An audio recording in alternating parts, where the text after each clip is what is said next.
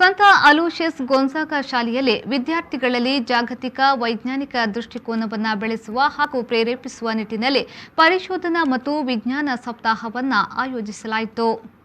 ಮಕ್ಕಳ ಭವಿಷ್ಯ ಹಾಗೂ ದೈನಂದಿನ ಜೀವನದ ಮೇಲೆ ವಿಜ್ಞಾನದ ಪ್ರಭಾವವನ್ನು ಅರ್ಥೈಸಿಕೊಳ್ಳುವ ಉದ್ದೇಶ ಈ ಕಾರ್ಯಕ್ರಮದಾಗಿತ್ತು.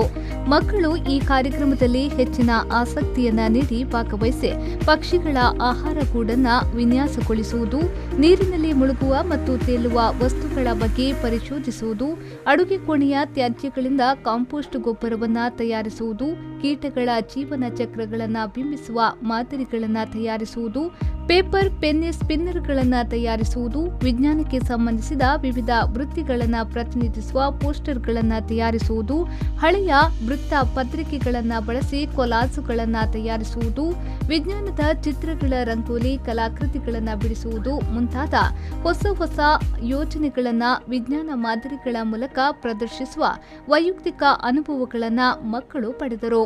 ಪ್ರತಿಯೊಂದು ಮಗುವಿಗೂ ವಿಜ್ಞಾನ ಹಾಗೂ ತಂತ್ರಜ್ಞಾನಗಳ ಬಗೆಗಿನ ಜ್ಞಾನವನ್ನು ವಿಸ್ತರಿಸಲು ಅವಕಾಶವನ್ನು ಕಲ್ಪಿಸಲಾಗಿದೆ.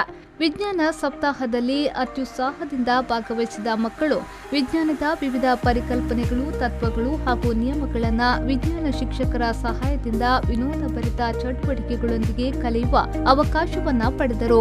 ಮಕ್ಕಳ ಚಟುವಟಿಕೆಗಳ ವಿಡಿಯೋವನ್ನ ಈ ಸಂದರ್ಭದಲ್ಲಿ ಪ್ರದರ್ಶಿಸಲಾಯಿತು. ಮಕ್ಕಳಲ್ಲಿ ಕುತೂಹಲ ಪ್ರಜ್ಞೆ ಮೂಡಿಸುವ ಮತ್ತು ನಾವೀನ್ಯಯುತ ಫಲಪ್ರದ ಕಾರ್ಯಕ್ರಮ ಸಂಪನ್ನಗೊಂಡಿತು.